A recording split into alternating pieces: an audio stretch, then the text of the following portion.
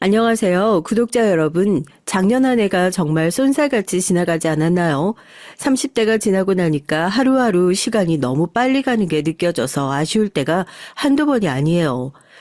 번데기 앞에서 주름 잡고 있다고 저 뭐라고 하시는 거 아니시죠? 여튼 제 직업 특성상 정말 눈코 뜰 새 없이 바쁜 하루하루를 보내고 있으면서도 요즘 들어 시간이 너무 빨리 간다고 느끼게 된 건 하루가 멀다 하고 웃기고 어이없는 사건 사고를 치는 저희 시댁 식구들 덕분인 것 같습니다. 뭐 그 덕에 제가 이런 곳에 사연을 다 제보하기도 하게 되지만 말이에요. 세상에서 자기 아들이 제일 잘난 줄 알고 열심히 살아온 절 매일 찍어 누르기 바쁘셨던 저희 시어머니. 이번에 잘난 며느리한테 제대로 된통 당했거든요. 친구들까지 줄줄이 소시지로 데려오셔가지고 다 같이 망신 한번 당하셨으니까 당분간 이제 제 앞에서 찍소리도 못하시지 않을까 싶으신데 저희 시어머니 제대로 코 깨진 얘기 한번 들어보실래요? 사실 전 제가 결혼 안 하고 평생 멋있게 혼자 살 줄 알았어요. 몇 년 전까지만 해도 그랬죠. 아버지께서는 항상 병원 응급실에서 일을 하는 의사셨고 늘 바쁘셔서 가족들 얼굴을 한번 제대로 본 적이 없었어요. 사실 제가 할 말은 아니긴 하지만 의사라고 해서 다 같은 의사가 아니거든요. 저희 아버지 정도면 실력도 좋고 다른 병원에서도 서로 모셔가고 싶어서 혈안이 되었다고 하던데 의사가 사람 살리는 것을 1순위로 놓고 생각해야지 돈 쫓아서 여기저기 옮겨다니면 안 된다고 좋은 제안들을 전부 싹 다 거절하고 생사의 기로에 놓여 있어 까딱 잘못하면 의사가 모든 잘못을 다 뒤집어 써야 하는 응급실에서 있는 것이 엄마와 제 입장에선 못내 아쉽기도 하고 이해가 되지 않기도 하고 그랬어요. 그래도 아빠가 가진 의사로서의 사명감을 존중하니 저희도 아무 말 못하고 있었던 거죠. 하지만 전 좀 달랐습니다. 아빠가 고생하시는 모습을 보고 나도 아빠처럼 멋지게 사람 살리는 의사가 되어야지 이런 생각을 해야 되는데 나까지 저렇게 아빠처럼 짐 내팽개치고 사는 의사가 되면 우리 엄마 진짜로 외로워서 죽겠구나 싶은 거예요. 제가 성형외과 고를 때까지만 하더라도 저희 아빠 좋아하셨죠. 그래, 성형이라는 거 요즘 사람들은 죄다 쌍꺼풀 수술, 코 수술, 이렇게 미용 목적으로 얼굴 고치는 것만으로 생각하고 있으니까 그런데 실제로 큰 수술 당하고 나서 보건 수술해야 하는 사람도 많고 아빠가 보는 진료만큼이나 중요한 과가 성형외과라고 생각하거든. 잘 생각했다. 너도 항상 공부하고 환자를 외적으로 달리 보이게 하는 것도 중요하지만 그 내면을 치료해주는 것도 중요한 거야. 아빠 말 항상 명심하고, 알겠지? 아빠, 죄송해요. 난 아빠처럼 그렇게 평생 대학병원에서 일은 못할 것 같아요. 실망시켜드려서 정말 죄송한데 개원하고 재병원 차려서 저도 남들처럼 평범하게 그렇게 살고 싶어요. 엄마랑은 미리 다 얘기했었던 거예요. 죄송해요, 아빠. 이번 한 번만 제 뜻 믿어주세요. 네? 제가 성형외과 개원하기 전에 한참 이제 일본이나 중국에서 관광객들이 엄청나게 유입되었던 시기였거든요. 그래서 이 시기에 병원을 차리면 전망이 정말 좋겠다 생각이 들기도 하고 그래서 전 나름대로 신중하게 생각을 해보고 결정을 내린 건데 아빠는 하나밖에 없는 딸이 본인의 뜻을 이어받아 사람 살리는데 애를 쓰는 의사가 되길 원하셨던 모양입니다. 네가 어떻게 그렇게 다른 사람들처럼 돈만 쫓아가지고 갈 수 있나. 실망이 이만저만이 아니다. 나 너 개원하는데 한 푼도 못 보태준다. 아주 거품 물고 반대를 하셨었죠. 엄마 통해서 계속 아빠를 설득하고 나도 정말 의사로서 하고 싶은 일이 있어서 그런다. 아빠가 사람 살리는 것처럼 내 뜻도 존중해주면 안 되겠냐.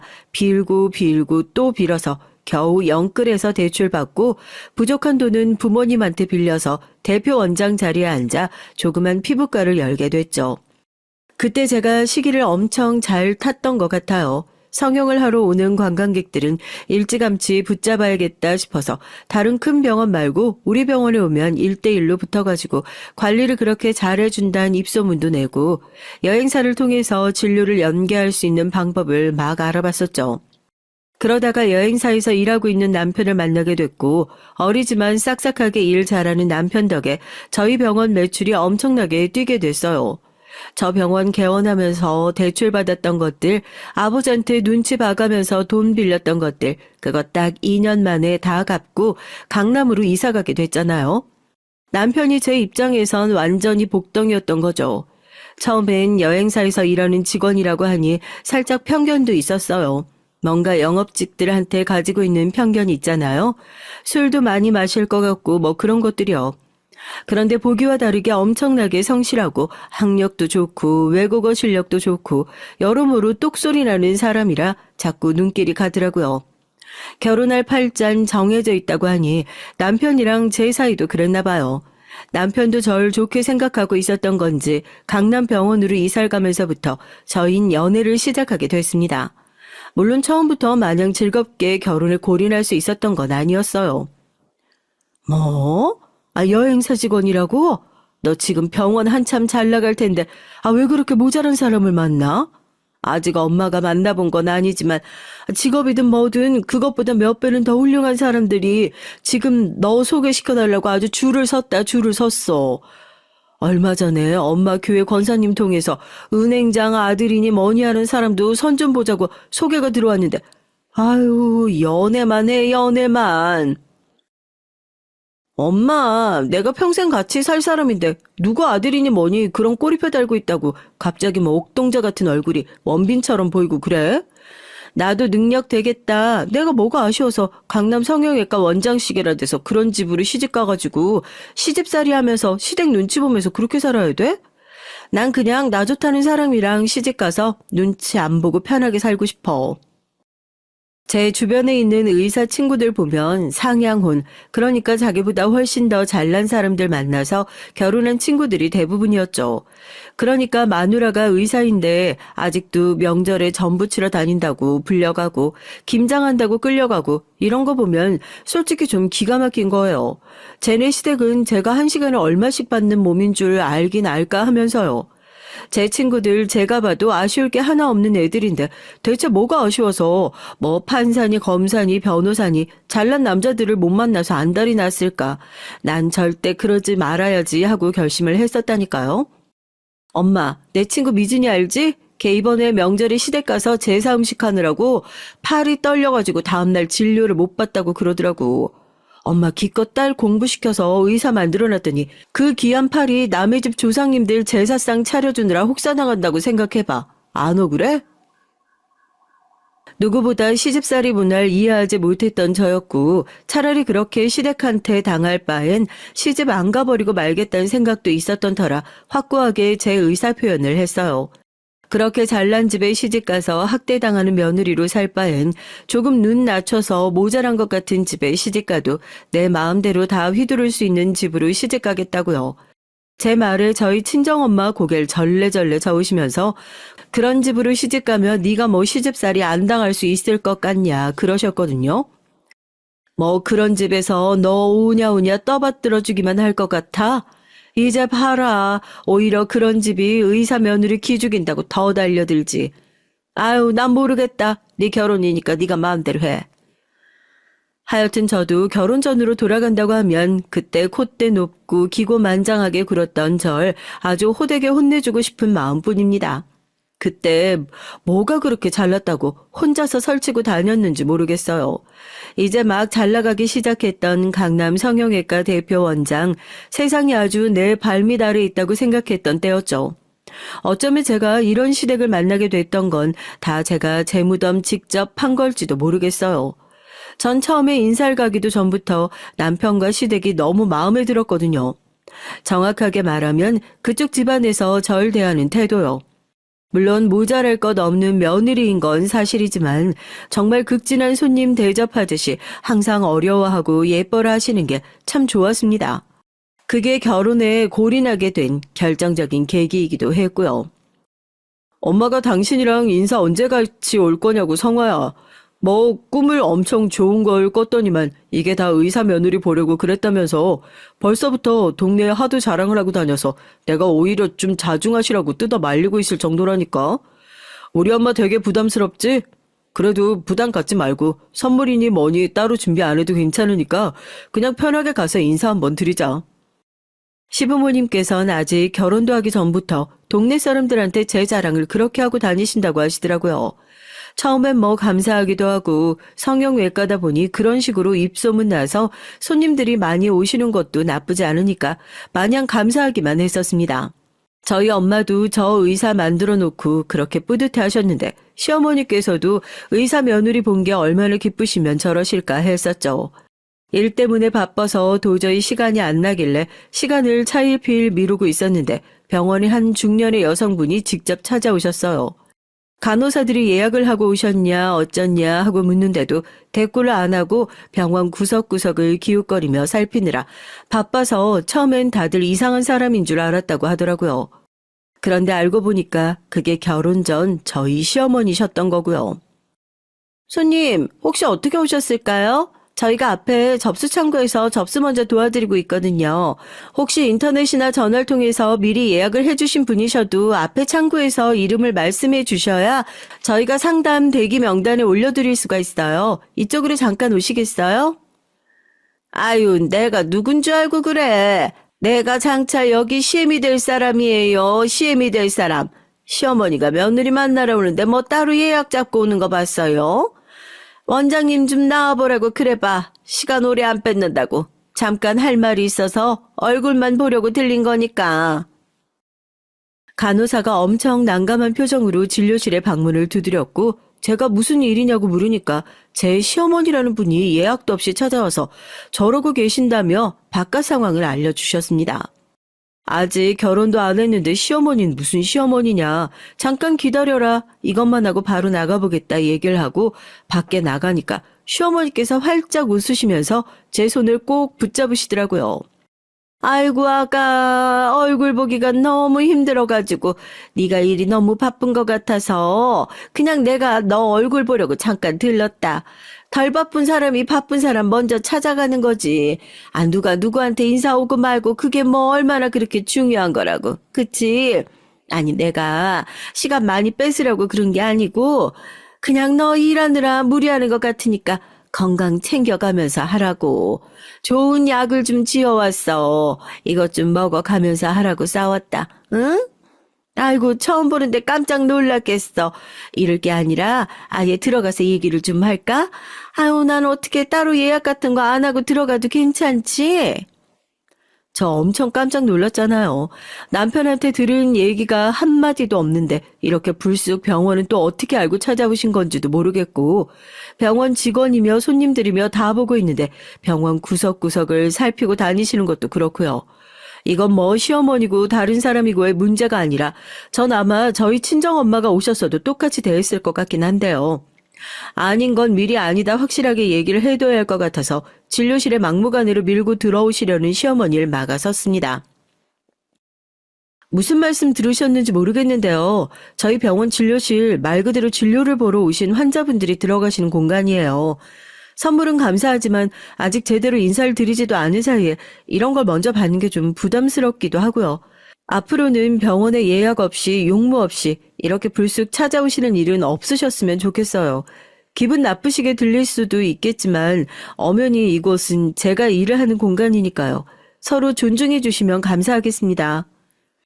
딱 잘라서 얘기를 했으니 아마 저희 시어머니도 그때 많이 민망하셨겠죠.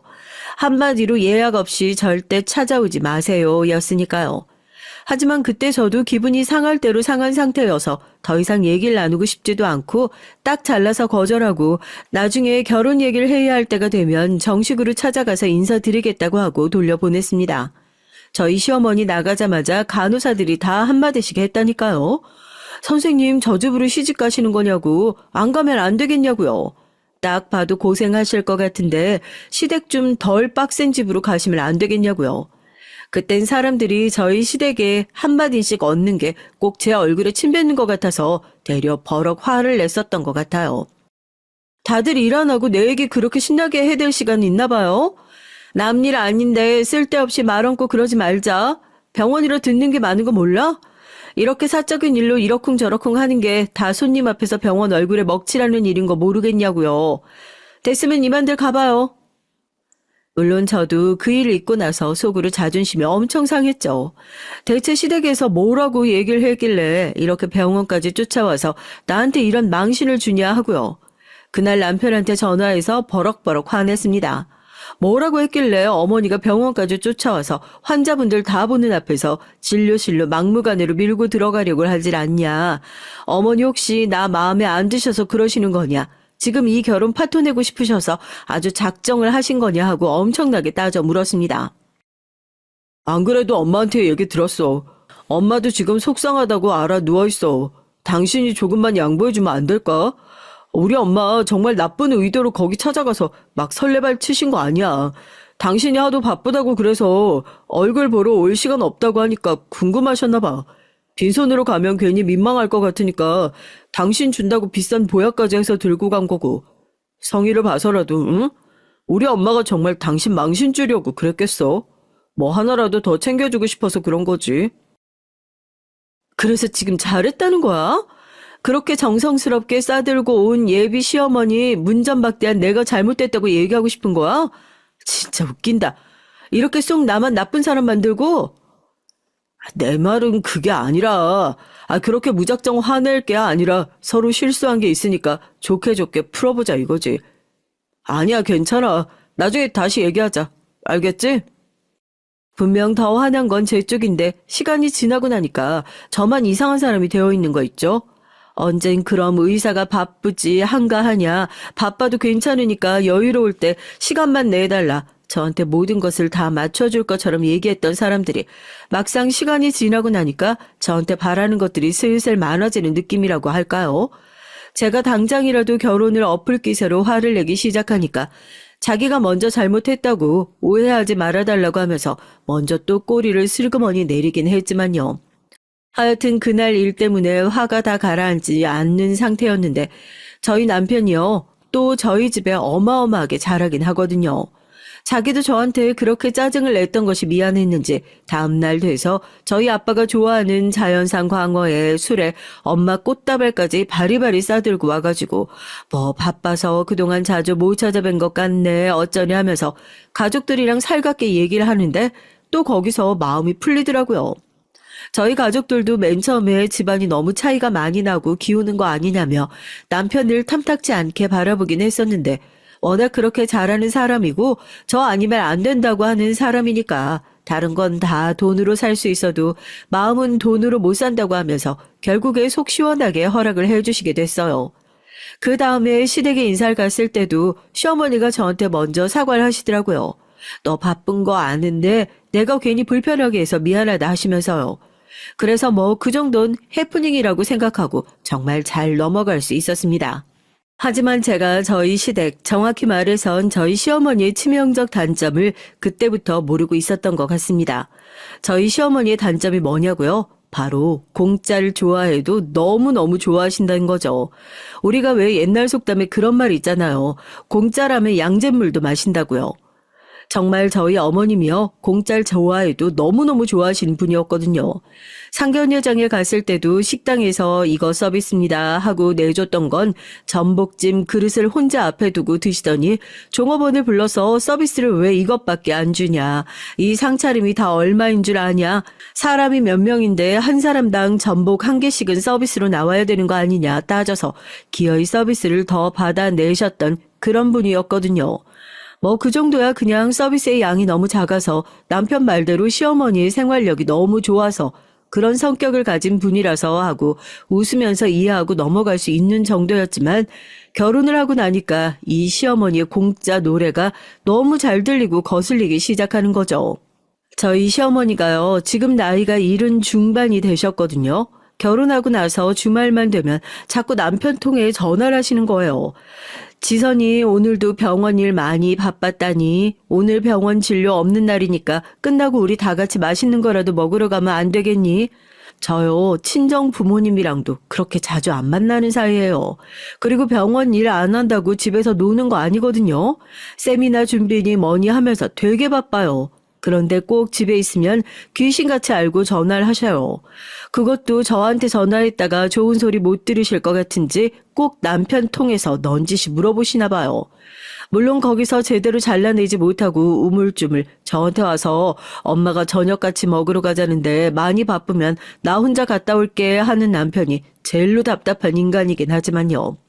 처음엔 시댁 간 지 얼마 안 됐으니까 시댁 식구들이랑 잘 지내보려고 저도 시부모님 모시고 좋은 데 많이 갔죠. 한우도 먹으러 가고 오마카세도 먹으러 가고 저 한 번씩 남편 데리고 친정 가면 한 번도 저희 지갑 열어본 적이 없습니다. 신혼부부니까 한창 돈 열심히 벌고 많이 모아야 할 시기인데 이런 푼돈 쓰면서 괜히 낭비하지 말아라.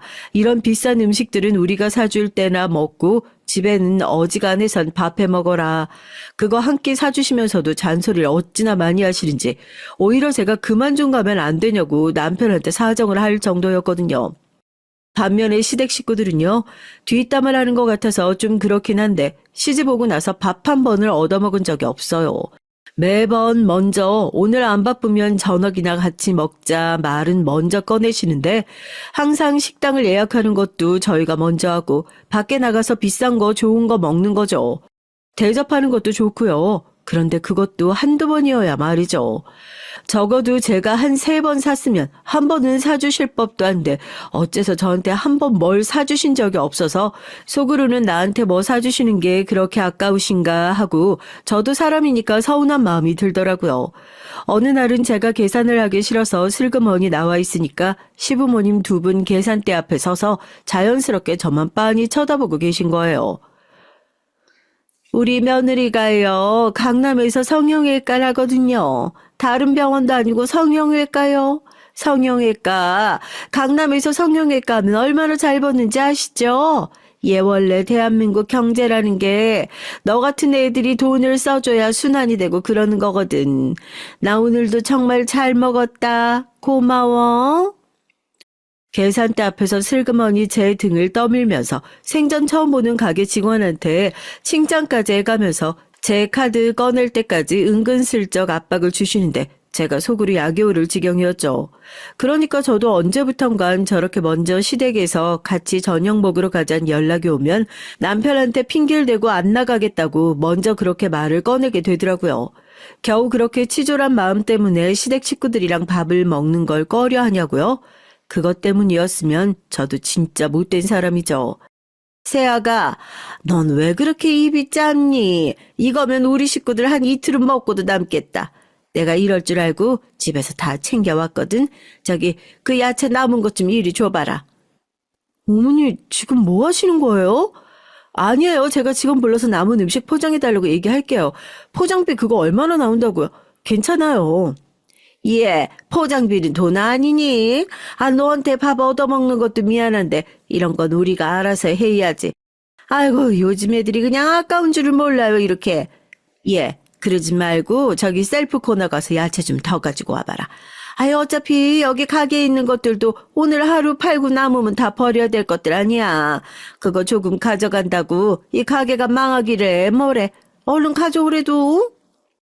가게에 갈 때마다 집에서 통을 들고 오셔가지고 남는 음식을 포장해 가지고 가는 건 저도 좋아요. 음식 남으면 다 버려야 하는 거고 아까운 거 맞으니까요. 그런데 굳이 다 먹지도 않을 음식을 셀프바에서 들고 와가지고 그걸 싸가지고 가는 건 식당 입장에서 봐도 손님 입장에서 봐도 염치 없는 행동이잖아요. 다른 사람 앞에서도 아니고 며느리 앞에서도 창피하신 줄 모르고 공짜라고 무조건 챙기고 보는 시어머니를 보면서 제가 다 얼굴이 화끈거리더라고요. 어디 고기 먹으러 가도 커다란 비닐봉투 챙겨와서 쌈, 채순이, 마늘이니, 고추니 하는 것들 몇 봉지씩 포장해서 가방에 꽉꽉 눌러 담다가 저만한테 한 소리 들었던 적도 있어요. 거기서 또 어차피 가게도 남는 음식 다 버릴 건데 손님이 가져가는 걸 아까워해서 여기 장사 잘 되겠냐, 서비스가 엉망이다. 또 제가 강남에서 성형외과를 하는 의사라는 것을 들먹이려고 하시는 것 같아서 얼른 시어머니 입을 막고 제가 계산대에 가서 그 음식값을 전부 다 지불했었던 적도 있습니다. 이 정도면 정말 외식을 꺼릴만 하잖아요? 워낙에 성격이 이러시다 보니 나이가 그렇게 되셨는데도 동네에 친한 친구들이 몇 분 안 계시거든요. 친구들끼리 만나도 좋은 일 있으면 내가 밥 한 번 사고 생색도 좀 낼 줄 알고 이래야 하는데 항상 얻어먹는 것만 좋아하시고 공짜 노래를 불러대시니까 다른 분들이 봤을 때도 영 안 좋아 보이는 거죠. 그래서 만나시는 친구분이 없으니까 저희 둘을 그렇게 부르시는 건가 싶기도 하고요. 이렇겐 도저히 안 되겠다 싶어서 남편 불러서 한 소리 했습니다. 아무리 집 가까워도 너무 자주 부르시는 것 같다. 이제 당신 혼자 가든지 아니면 어머님도 동네에서 같이 놀 수 있는 친구분들을 만들어내든지 해라. 또래 친구들이랑 안 어울리시고 왜 자꾸 자식을 찾으시냐 한 소리 했어요.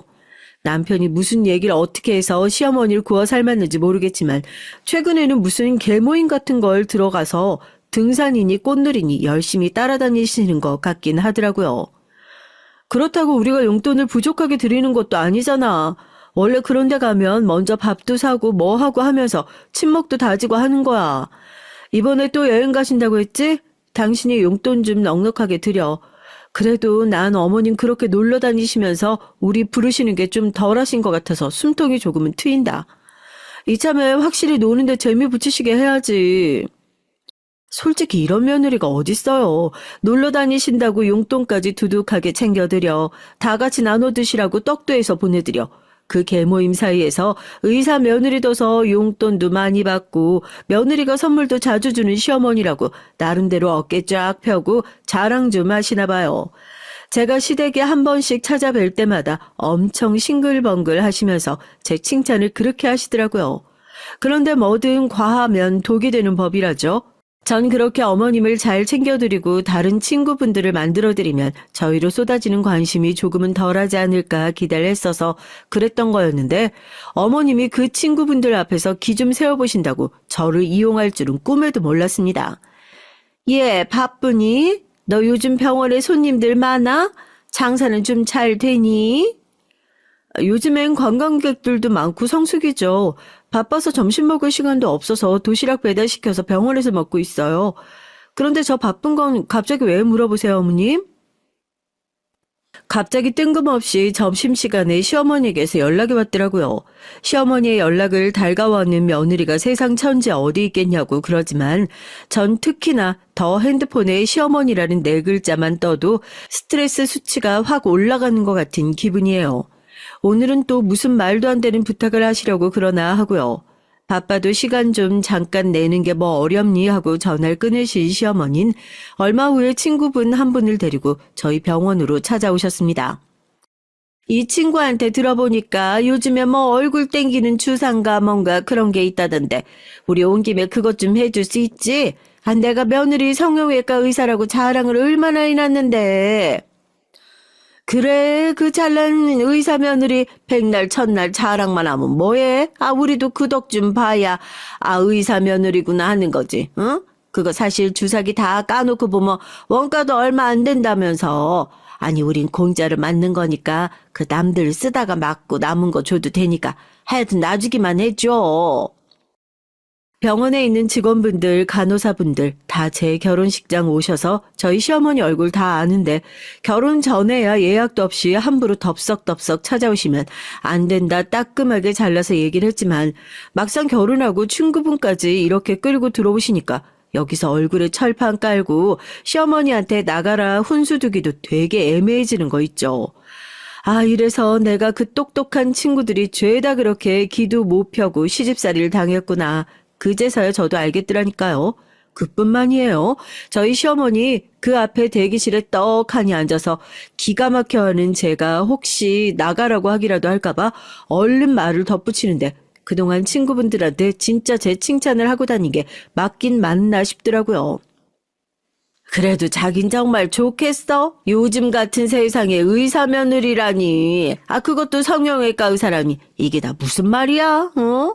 이거 내 돈 주고 맞으려고 하면 하나에 얼만 줄이나 알기나 해. 완전히 땡 잡았다, 땡 잡았어. 나도 친구 잘 둬서 이런 호강을 다 해보네. 아이고, 호강은 무슨, 의사 며느리라고 죄다 좋은 줄 알아. 눈치 보고 사는 걸로 따지면 시집살이를 꼭 내가 당하고 있는 것 같다니까. 명절이니 재산이 며느리만 들어오면 나는 졸업할 줄 알았지. 아들한테 전화해가지고 둘이 같이 오냐 물어보면 어머니 진료 중이라 안 된대요. 어머니 오늘은 저만 갈게요. 우리 아들 장가 가고 나서 밥이나 제대로 얻어먹고 살고 있는지 원. 두 분이 앉아서 저 들을까봐 속닥속닥 그렇게 작당 모의를 하고 계시는데 진짜 누가 들을까봐 창피하고 누가 볼까봐 쪽팔리고 그냥 그까짓 것 얼마나 한다고 빨리 해드리고 내보내는 게 낫겠다 싶어 간호사들한테 얘기를 해서 예약자 명단에 잡아달라고 얘기를 했어요. 간호사들도 난감한 표정으로 알겠다고 하더라고요. 제 이미지 완전히 그냥 반토막 나버린 거죠. 어머님, 오늘은 친구분이랑 같이 오셨으니까 특별히 제가 해드리는 거예요. 다음부턴 절대 안 돼요. 아시겠죠? 제가 그때도 말씀드렸잖아요. 돈이 아까워서가 아니라 예약도 없이 이렇게 불쑥 병원에 찾아오시면 다른 환자분들이 이거 보고 뭐라고 하니까 그래요. 저흰 그럼 뭐 식구라도 예약도 안 하고 그냥 막 와도 되는 거냐. 그럼 나도 예약 안 하고 올 거다고. 저 그렇게 되면 진짜 골치 아파지는데 설마 그러길 원하시는 건 아니죠? 아유, 얘가 이렇게 잔소리를 해. 알겠다, 알겠어. 어디 그냥 다음번에는 너무 무서워서 내가 올 수 있겠니? 우리 제일 싼 걸로 금방 맞고 나갈 테니까 아유 얼른 놔주기나 해.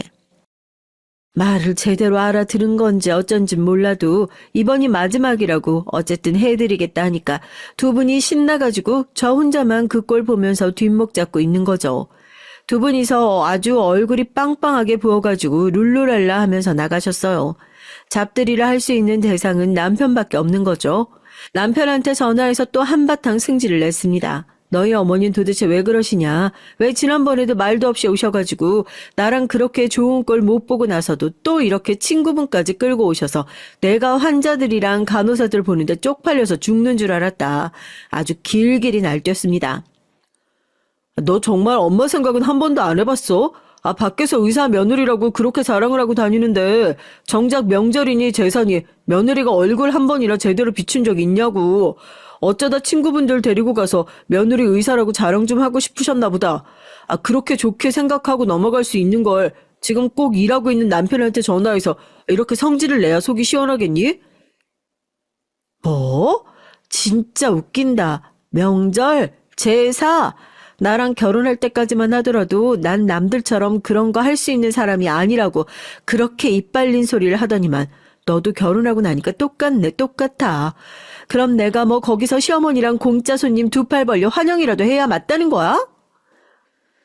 시어머니 덕분에 남편과 싸우는 날도 늘어나게 됐어요. 부모님이 그렇게 반대했던 결혼, 제가 상향혼하면 시댁에 꽉 잡혀 사는 거 싫다고 억지로 빠득빠득 우겨서 했으니 남 탓을 할 수도 없고 정말 제 팔자 제가 꼰 신세가 됐잖아요. 지금 잘 나가는 의사인데 왜 이렇게 당하고만 살아야 되나 속으로 얼마나 억울한 마음이 들었는지 모르겠습니다. 거기다 하나밖에 없는 남편이란 놈은 와, 결혼 선배들이 왜 그렇게 남의 편이라서 남편인 거다 했는지 알겠더라고요. 그냥 시쳇말이겠거니 했는데 결국에 이런 상황이 오니까 저보단 자기 엄마 편을 쪼르르 가서 서는 게 남편이더라고요. 결혼하면서 호언장담을 해놓은 게 있으니까 친정에다가도 주변 친구들에게도 제 얼굴에 침 뱉는 짓은 못하겠고 결국에 이런 열받는 상황이 생겨도 속으로 끙끙 참을 수밖에 없었습니다. 의사까지 했으면 머리도 똑똑한 애가 왜 그렇게 바보 같은 짓을 하나 욕을 하시는 분들 막상 제 입장이 되어보시면 그런 소리 못하실 거예요. 지위나 위치가 높아지면 높아질수록 소위 말해 잃어버릴 수 있는 게 너무 많아진다고 해야 되나요? 전 그냥 친구들한테 아무런 생각 없이 시댁 욕 한번 하는 거일 수 있지만 다음 주쯤 되면 친구들 사이에서 어느새 전 이혼을 준비하는 여자로 소문이 나고 있고 그렇게 제 주가가 떨어져 버리는 것이 이 바닥이 일이거든요. 그래도 시어머니한테 비싼 시술을 해드리면서 다음번엔 절대로 안 된다. 이게 처음이다, 마지막이다. 제대로 말을 해뒀으니까 시어머니도 생각이 있으신 분이라면 다음번엔 절대로 이렇게 찾아오시는 일 없겠지 생각했습니다. 하지만 여기서 제가 간과하고 있었던 두 가지가 있었죠. 첫 번째, 시어머니는 우선 제 말을 잘 듣지 않는다는 거. 두 번째, 시어머니가 생각이 그렇게 깊으신 분이었다면 애초에 공짜 시술 받고 싶다고 친구까지 끌고 오셔서 저희 병원에 찾아오시지도 않으셨겠죠? 다시는 이런 일로 스트레스 받을 일 없을 거다. 남편의 호언장담도 얼마 못 가서 와장창 무너지고 말았습니다. 하지만 저도 의사잖아요. 의사까지 될 정도로 엉덩이 붙이고 앉아서 공부했던 사람인데 저라고 가만히 앉아서 이 모든 것들을 당하고 있기만 하겠어요? 억울하게. 다음번에 시어머니가 다시 찾아오면 절대로 가만히 있지 않고 내가 당한 것들 꼭 똑같이 되갚아줘야지. 그땐 남들 시선이고 뭐고 신경 안 쓰고 나도 내 식대로 처리해야지 아주 이를 갈면서 벼르고 있었습니다. 얼마 후에 저희 시어머니 결국 예상대로 병원을 또 찾아주셨어요. 그것도 이번엔 혼자도 아니에요. 어마어마한 친구 부대를 줄줄이 다 끌고 오셨더라고요. 여기야, 여기 다 들어와. 다들. 세아가, 내가 아까부터 전화했었는데, 아이, 네가 전화를 안 받아서, 나 이번에 전화 예약하고 오려고 했던 거다, 응? 아, 이러면 내 잘못 아니지? 아니, 어머니, 이게 무슨, 설마 친구분들 다 데리고 오신 거예요? 아니, 지난번에 내가 그거 주사 맞고 가니까 친구들이 그냥 자기도 한번 해달라고 어찌나 난리를 피우든지. 뭐, 그냥 애들 얘기 들어보니까 원래 성형외과에선 서비스로 나오고 이런 것도 있다며. 영숙아 일로 와봐. 어? 영숙이 얘가 이쪽에 강남 성형외과 VVVIP래.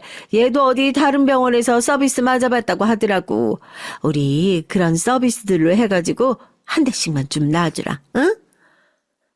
그래, 장사 원래 그렇게 해야지. 서비스 맞아보고 좋으면 우리 병원 다시 좀 와주세요. 이렇게 홍보해야 안 올 손님들 오고 그러는 거 아니야?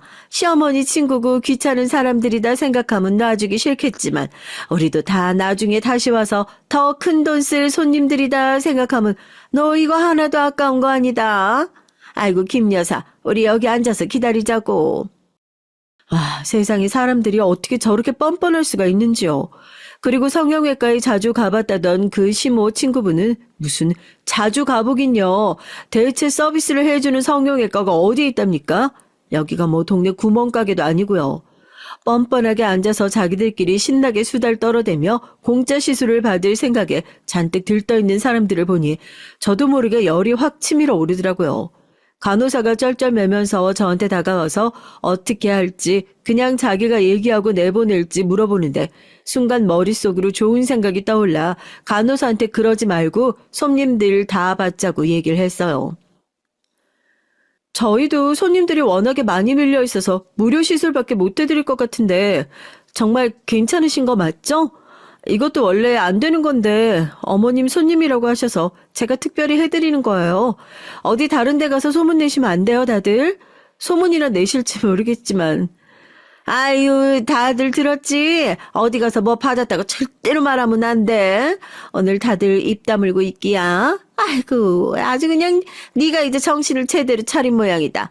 네 시어머니 기 살려줄 줄도 알고. 그래서 오늘 우리 무슨 시술 받는 건데? 그 지난번처럼 뭐 얼굴에 넣고 그러고 하는 거야? 아, 오늘 저기 몸에 독소 제거하는 시술 하실 거예요. 나중에 일어나셔서 뭐 필요한 거 있으시면 꼭 문 열고 나와서 부르지 말고 여기 있는 배를. 아유, 우리 또 다 알아. 내가 아까 말 안 했어. 아, 나 성형외과 VVVIP 손님이라고. 간호사한테 이렇게 시술해달라고 하고 지시를 했죠. 말이 좋아 시술이지. 그냥 이뇨작용이 있는 따뜻한 차 한 잔씩 나눠드리고 비타민 넣어서 수액 한 대씩 놔드리라고 했어요. 시어머니 친구분들이 신나서 시술실로 들어가시더라고요. 우리 얼굴이 갸름해져서 뭐 고현정이니 송혜교니 이런 애들 되는 거 아니냐고 깔깔깔 웃으시면서요. 수액에 진정 성분이 들어가 있어서 조금 졸릴 수 있어요. 다들 푹 주무시고 문은 어떻게 닫아드릴까요?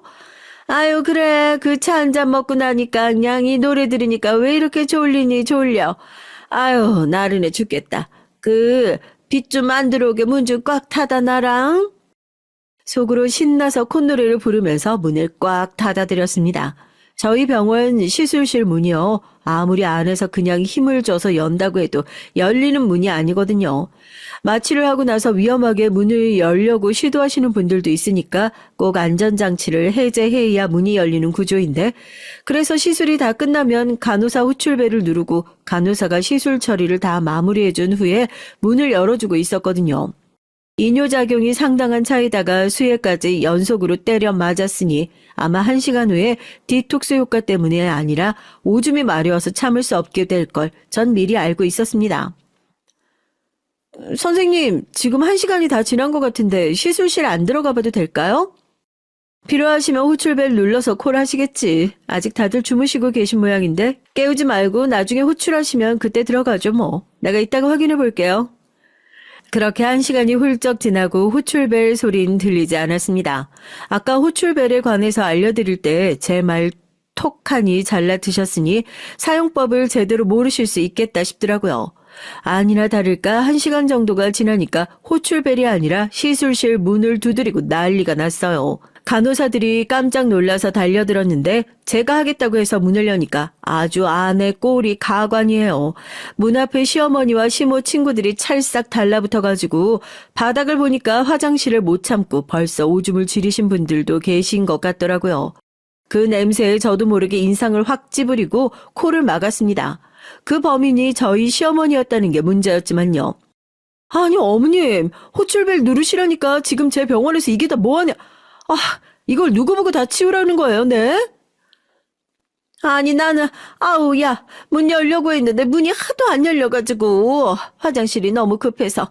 아니, 근데 대체 무슨 주사길래 이렇게 화장실을, 아유, 일단 너 있어봐라. 나 화장실부터. 아니, 어머니, 바닥 더러워진 게 지금 뭐 하시는 거예요?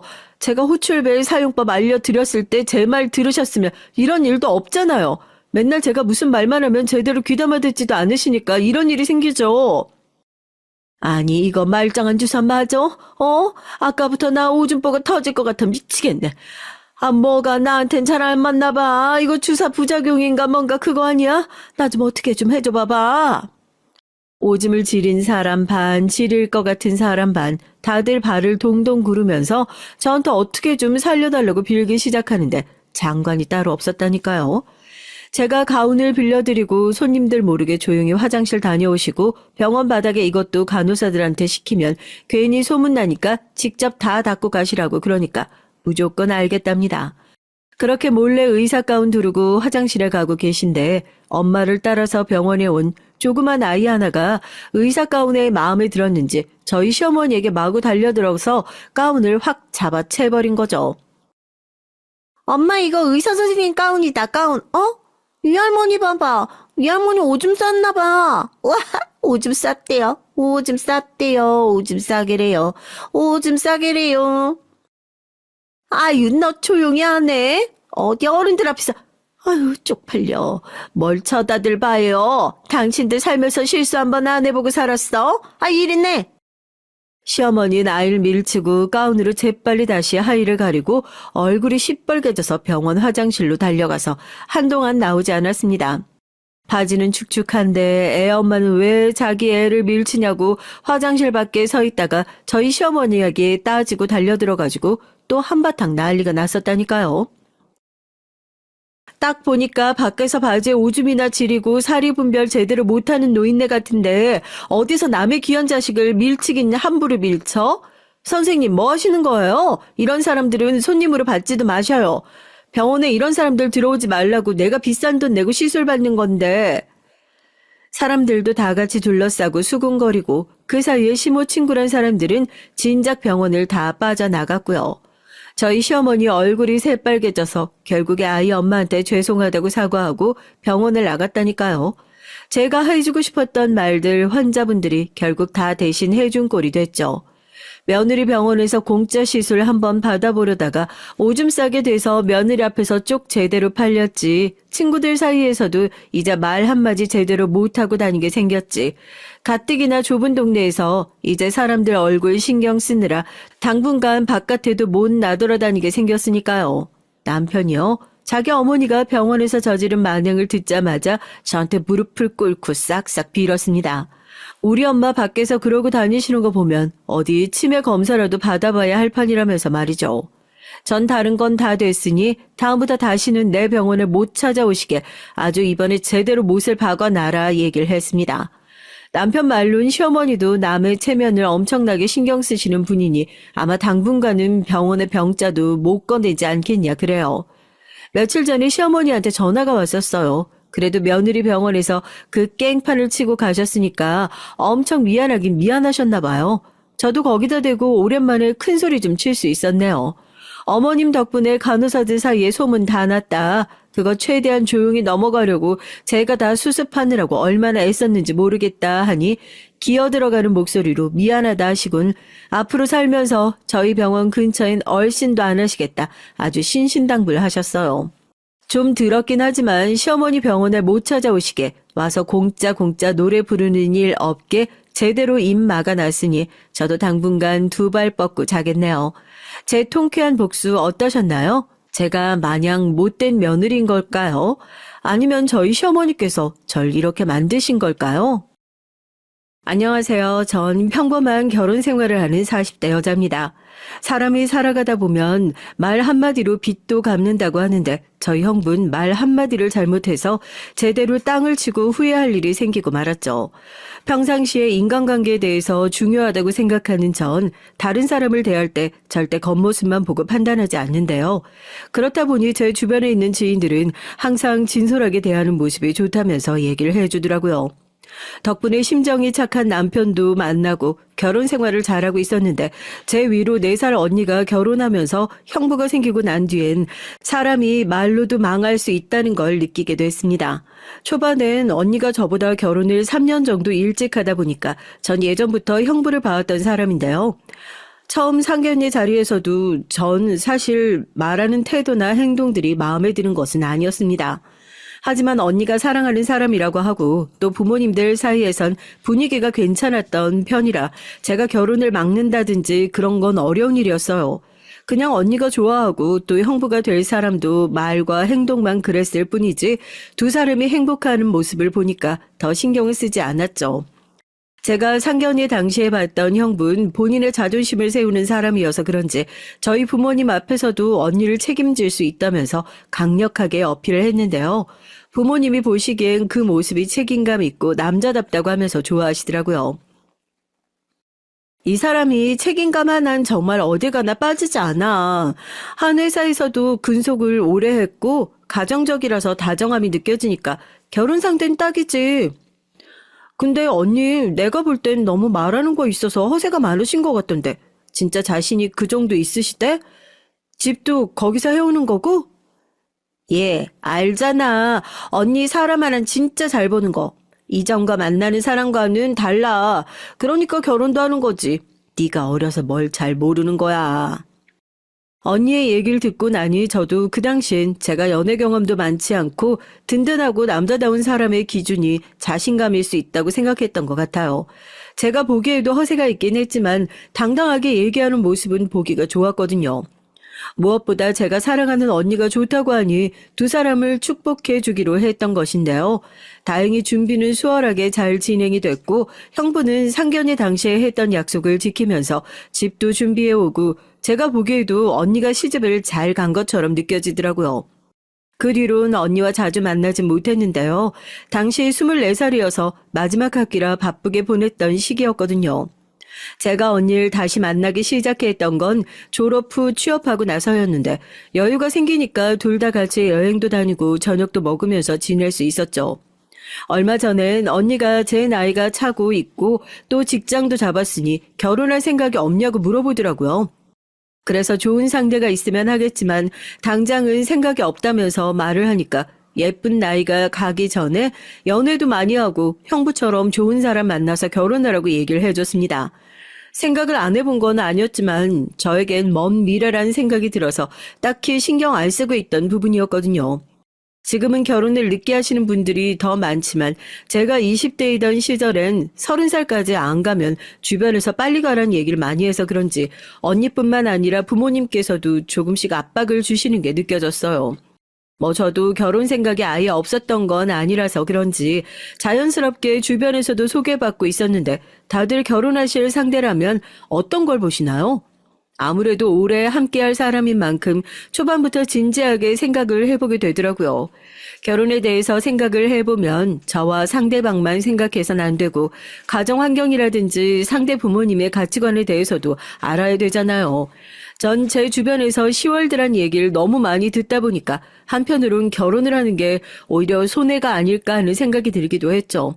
하지만 언니가 결혼 생활하는 걸 보면서 저도 저렇게 살고 싶다는 생각이 들긴 하더라고요. 행복해하는 모습을 보니까 그만큼 내 짝이 있는 게 좋은 거라는 걸 느끼게 된 것도 있어서 언젠간 저도 짝을 만날 수 있을 거란 생각을 하고 있었는데 그 뒤에 만나게 된 사람이 바로 지금의 남편이거든요. 남편을 처음 만나게 된 건 저희 매장에 배달하러 왔을 때 보게 됐죠. 저희는 회사에서 시키다 보니까 직접 받으러 가는 일도 있거든요. 그때 까무잡잡한 피부와 큰 키가 바로 제 눈에 들어왔습니다. 그리고 여기 주변에 일하는지 종종 저희 매장에 배달로 올 때마다 제가 커피를 챙겨드리기도 했었는데요. 힘든 일을 싫어하는 사람들도 많은데 열심히 혼자 배달하는 모습을 보니까 저도 모르게 끌리는 면이 있었던 것 같아요. 외적인 면으로도 든든한 스타일이라서 그런지 제 이상형과 딱 맞는 사람이더라고요. 또 매일 일을 빠지지 않고 하는 모습을 보니까 저도 모르게 끌렸던 부분이 있었던 것 같은데요. 아무래도 저도 예전부터 생활력이 강하다 보니까 본인의 일이 있어서 열심히 하는 사람이 멋져 보이더라고요. 종종 마주치다 보니 자연스럽게 말도 트게 되고 나중엔 커피까지 같이 마시게 되는 사이가 됐는데요. 주변에선 배달하는 사람이다 보니까 그렇게까지 친해질 필요가 있냐는 반응이더라고요. 저분은 다 좋은데 왜 굳이 힘든 배달 일을 하실까? 인성에 문제가 있으시거나 한 것 같진 않은데. 자기 어떻게 생각해? 사람의 직업에 대해서 말이야. 난 아무래도 배달은 조금 선입견이 생기더라고. 전 튼튼한 팔다리로 일하겠다는데 딱히 직업에 대한 선입견은 없는 것 같아요. 그냥 그 사람이 일을 하고 싶으면 하는 거죠. 아니지. 배달은 보통 아무것도 할 수 있는 일이 없을 때 하지 않아? 난 개인적으로 직업은 사람과 연관되는 부분이라 소개팅 갈 때도 은근히 보게 되던데. 그나저나 요즘에 자주 보는 것 같은데 자기 보려고 일부러 이쪽으로만 오는 거 아니야? 얼마 전에도 커피 마셨다면서 설마 만나는 사이? 아유, 아니요. 지금 그냥 커피 한 잔 가볍게 하는 사이인 거죠. 어머, 자기 방금 지금은이라고 했어? 그럼 좋은 사이로 발전할 수 있다는 건가? 근데 정말 잘 생각해봐. 어떤 일을 하는지 중요한 부분이더라고. 다른 뜻은 아니고 자기도 솔직히 능력 안 되는 건 아닌데 주변에 찾는 것도 좋지만 나도 아는 사람들 많고 하니까. 말이 그렇다는 거죠. 사람 일 모르는 거니까요. 챙겨주셔서 감사해요. 근데 저 진짜 직업도 상관없고 그냥 서로 잘 맞고 성품이 좋으면 되는 거라. 아무튼 이제 일하러 갈까요? 가볍게 티타임을 하면서 동료분께서 얘기를 해보니까 사람들이 배달 직종에 대해서 안 좋게 보는 부분이 있다는 건 분명하게 알았는데요. 지금이야 배달하시는 분들이 많아지기 시작하고 체계적으로 회사가 운영되는 곳들도 있다 보니까 이전보단 인식이 나아지긴 했지만 10년 전만 해도 배달하는 사람들은 기술이 없는 사람들이 하는 직업으로 봤잖아요. 지금은 배달 일을 한다는 것 자체가 긍정적으로 보이진 않을 때지만 그 당시엔 달랐어요. 근데 전 이상하게 이 사람이 더 열심히 사는 것 같고 또 꾸준히 일하는 모습을 보니까 사람이 좋게 보이더라고요. 저에겐 이 사람이 더 중요했던 것이지 배달 일을 하는 사람이라는 곳에선 딱히 신경을 쓰지 않았던 것 같아요.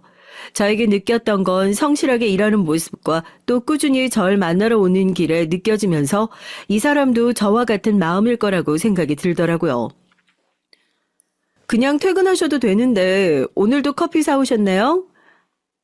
아니요. 수연 씨 피곤하실 것 같아서 주변에 배달 갔다가 와봤는데 타이밍이 맞았네요. 동진 씨는 아무런 마음이 없는 사람한테도 커피를 매일 가져다 줘요? 아, 그게 모두 그런 건 아니고 참 머쓱해하면서 얘기하는 모습을 보니까 귀여워 보이기도 했어요. 저도 모르게 웃음이 나왔고 그날은 같이 저녁도 먹으며 이런저런 얘기를 나눌 수 있었는데요. 진지하게 만나보는 것도 좋을 것 같아서 식사를 마치고 돌아오는 길에 만나자고 말을 해봤어요. 전 동진 씨가 마음에 들어요. 항상 열정적이고 또 성실하시잖아요. 매일 저에게 커피도 사주시고 예전부터 괜찮은 분이라고 생각은 하고 있었는데 혹시 저와 같은 마음이시라면 한번 만나보시겠어요? 수연 씨, 정말 감사하지만 괜찮으시겠어요? 전 배달 일하는 사람인데 주변에서도 수군거릴 거고 직업에 대한 편견이라는 게 참 무시를 못하는 부분이잖아요. 전 상관없는데요. 동진 씨의 성품이 좋고 사람이 좋아서 만나는 거지. 직업 따지는 것보단 그게 더 중요한 부분이거든요. 그러한 이유라면 걱정하지 마세요. 그럼 동진 씨도 제가 좋다는 거죠? 수연 씨가 괜찮으시다면 전 무조건이죠. 무조건 좋습니다. 다행히 저와 같은 마음이긴 했지만 아무래도 회사에 다니는 저에게 더 좋은 선자리가 있을 거라고 생각하고 깊은 사이까진 못 갈 거라고 생각했다는데요. 그래도 전 전혀 그런 거 신경 쓰지 않으니까 걱정하지 말라고 얘기했습니다. 그동안 배달 일 한다는 이유로 쉽게 다가오진 못했다고 말을 하더라고요. 그렇게 교제를 시작하고 3년 정도 만나다가 결혼했어요. 결혼하기 전엔 따로 가족들에게 남자친구가 있다고 얘기하긴 했지만 세밀하게 어떤 사람인지에 대해선 말한 부분은 없었거든요. 그러다가 슬슬 결혼 얘기가 나오기 시작하면서 서로의 가족들을 만나보기로 했죠. 전 가장 먼저 부모님께 소개해드리기 전에 언니를 먼저 소개하기 위해 형부랑 같이 시간 약속을 잡았어요. 분명히 제가 몇 시까지 오라고 시간과 장소를 적어서 보내줬는데 약속 시간보다 30분 정도 늦게 도착하더라고요. 아무래도 첫인상이 중요한 부분인데 그 부분에 있어서 언니에게 얘기를 했더니 오는 길에 일이 있었다고 하길래 그냥 넘어갔어요. 일이 생기는 변수는 언제든지 생길 수 있는 거고 언니도 미안하다며 사과를 했거든요. 다행히 남자친구도 이해했던 부분이기도 했고요. 식사 시간이 되고 난 뒤엔 생각했던 것보다 분위기가 괜찮았는데 이상하게 형부는 어딘가 불편하다는 듯이 계속 행동하시더라고요. 그러더니 조심스럽게 남자친구에게 이런 얘기를 꺼냈어요. 전 처음에 어떤 말을 하려고 하나 싶었는데 직업에 관련된 것이더라고요.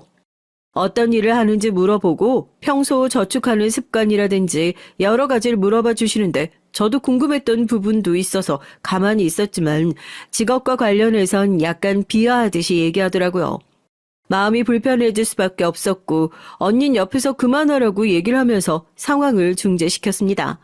사실 전 한 번도 남자친구의 직업이 부끄럽다고 생각하지 않았고 사람들마다 하려고 하는 일이 다 다르잖아요.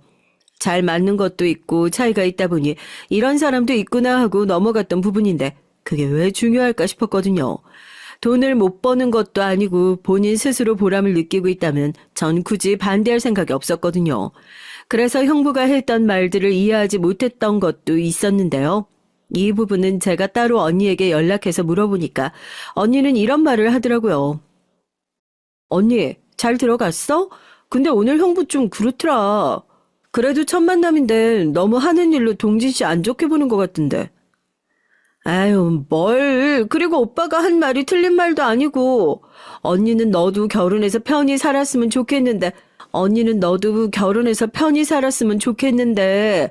사실 배달이면 너 나중에 결혼하고 임신하면 외벌이로 되겠어? 걱정돼서 하는 말이지 뭐. 언니가 몰라서 그러나 본데 배달한다고 못 벌고 그러는 거 아니야. 아무튼 동진 씨 앞에선 그렇게 말하지 마. 형부한테도 언니가 잘 말하고.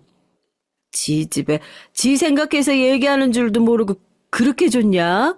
오빠한테는 내가 말을 하긴 할 건데 진짜 잘 생각해봐. 배달 일이 얼마나 힘든데 몸 다 상한다니까. 언니에게 얘기를 해봤지만 형부 말이 틀린 건 없다는 식으로 대답을 하다 보니 저도 모르게 기분이 상할 수밖에 없었어요. 그 당시에 남편에게도 미안한 마음이 들어서 사과를 하니까 그럴 수 있다고 얘기를 하면서 오히려 절 위로해 주더라고요. 사실 배달이라는 직업 자체에 있어서 부정적인 이미지가 있긴 하지만 가족인 언니와 형부가 그럴 줄 몰랐거든요. 직업이라는 게 물론 중요한 부분도 없진 않지만 아무것도 하지 않고 생활력이 없는 사람이랑 결혼하는 것보다 나을 것 같았거든요. 제가 연애를 하면서 느꼈던 저희 남편은 쉬는 날 없이 꾸준하게 일을 하는 사람이고 무엇보다 성품이 올바른 사람인 만큼 자연스럽게 제가 배울 점이 더 많아진 사람이거든요. 전 항상 귀차니즘에 빠져서 제대로 해야 할 일을 못할 때가 있는데 남편은 스케줄에 맞춰서 움직이다 보니 그날 할 일은 그날 끝난다는 게 참 멋있었어요. 처음 언니를 소개해준 날에 기분이 상하긴 했지만 남편이 오히려 절 위로해준 덕분에 마음이 한결 나아졌는데요. 그 뒤론 부모님을 만나서 얘기를 나누는데 엄마께서도 사실 배달이라는 게 꾸준히 할 수 있는 건 아니지 않냐며 얘기를 하셨죠. 남자구실을 하기 위해선 직장도 다녀야 하고 번듯한 회사는 아니더라도 일반 중소기업 정도는 다녀야 하는 거 아니냐는 말씀을 하시더라고요. 하지만 아버지께선 생각이 저와 비슷하셨는데요. 어떤 직업군이라고 해도 사람 됨됨이를 봐야 한다고 얘기를 해주시다 보니 든든해졌습니다. 엄마와 언니는 좀 더 직업적인 면은 갖추고 있는 사람과 결혼을 하는 게 나중을 생각했을 때도 좋을 것 같다며 말을 하긴 했지만 아버지의 든든한 지지로 결혼까지 할 수 있었어요. 결혼이라는 게 제가 좋아하는 사람을 보고 사는 거잖아요. 그래서 딱히 다른 사람의 기준을 도입해서 볼 생각은 없다는 생각이 들었거든요. 물론 어른들의 말씀이 중요한 부분이었지만 그 사람의 됨됨이를 보는 것이 아니라 계속 배달에 대해서 얘기를 하니까 마음이 안 좋았던 건 사실입니다. 제가 선택하는 건 인생인 만큼 기준이 되는 부분도 제가 정해야 하는 거 아닌가 싶더라고요. 직장이 있어도 망나니처럼 사는 사람이라면 그건 그 사람의 본성에 관련된 문제잖아요. 그래서 전 예전부터 성격과 성품을 위주로 보고 있었습니다. 그래서 전 더 남편에게 끌렸던 걸 수도 있어요. 성품이면 성품, 그리고 자상한 매너까지 갖추고 있으니 여자들이 딱 좋아할 만한 성격이었거든요. 단지 배달한다는 이유만으로 이 사람을 놓치기엔 그 사람을 제가 많이 사랑하기도 하고 정말 괜찮았기 때문에 주변에도 배달한다고 떳떳하게 얘기를 하고 다녔죠. 처음에 의아하게 생각했던 지인들도 다들 나중엔 절 더 응원해 주더라고요. 이후 결혼하기 전에 시부모님을 만나러 갔을 때 남편의 성품이 왜 올바른지에 대해서 느낄 수 있었는데요. 제가 알고 있었던 시댁에 대한 이미지와는 정반대이신 분들이 나오시더라고요. 친절하게 절 맞이해 주시는 건 물론이고 첫 만남에 저에게 존댓말을 쓰시면서 부족한 아들을 만나줘서 고맙다는 얘기도 하셨고요. 제가 더 배울 점이 많은 사람이라고 말을 하니까 시부모님께서 더 좋아해 주시더라고요. 화기애애한 분위기 속에서 정말 이 집 식구가 된다면 전 행복할 수 있겠다는 것을 느낄 수 있었습니다. 그 뒤로 저희 부모님과 식사하게 되는 상견례 때 제가 생각하지 못했던 일이 터지게 됐는데요. 전 부모님께서도 잘 이해를 하셨다고 하고 둘이 좋다면 언제든지 결혼해도 된다고 말씀을 하셨기 때문에 진행하려고 했던 것이었어요. 하지만 상견례 자리에서 엄마가 꺼낸 말씀은 분위기를 싸하게 만들 수밖에 없었습니다. 집이나 재산 그리고 앞으로 결혼 이후의 삶에 대해서 말씀을 하시는데 모든 중점이 돈에 맞춰져 있으니 듣기가 힘들더라고요. 예물과 예당 관련해서도 얘기를 했던 부분이 저희 둘이 맞춰서 하기로 했던 부분이었는데 계획이 없었던 말씀만 자꾸 하셨어요. 그럼 결혼식에 대해서 얘기해 볼까요? 우리 집에서도 어느 정도 준비하긴 할 텐데 혹시 집은 어떻게 하실 건가요? 집은 저희 쪽에서 준비하고자 했는데 아이들의 얘기를 들어보니 두 사람의 힘으로만 시작하고 싶다고 해서요. 도움이 필요하다면 줄 수는 있죠. 엄마, 이전에 얘기했잖아. 서로 모은 돈으로 하겠다고. 어머머, 그 일에서 김서방이 벌면 얼마나 번다고 그러니. 그리고 이왕 시작하는 거, 언니처럼 집 있는 상태에서 시작하면 좋잖아. 둘 다 그만해. 아이들이 좋은 대로 하죠. 부모의 역할은 믿어주고 또 도움이 필요하다고 하면 그때 밀어주는 거니까요. 지금 여기서 이렇게 얘기를 해봤자 저희가 사는 것도 아니고 아이들이 사는 일인데 서로 얼굴 붉히며 조건 따질 때는 아닌 것 같습니다. 제가 들어보니 아드님이 성실하게 잘 살았던데 다 부모님께서 교육을 잘 하셨나 봅니다. 제 딸아이는 아직 부족한데 잘 부탁드리겠습니다. 다행히 중간에 아빠께서 중재를 해주셨고 집에 돌아와서 엄마께 진지하게 다시 말씀을 드렸어요. 초반엔 절 위한 거라고 얘기를 하셨다가 결혼을 다시 생각해보는 건 안 되겠냐면서 얼마 전에 다른 사람으로부터 선자리까지 봐오셨더라고요. 엄마, 상견례 이후부터 이상해. 이미 결혼 약속도 했고 그전엔 이런 소리 없다가 갑자기 왜 그러는 건데? 예. 널 고작 배달일 하는 사람한테 보내려고 이렇게 키운 줄 알아? 선자리도 알아봤으니까 한번 봐봐. 직장도 좋고 네가 좋아하는 성품도 올바른 사람이니까.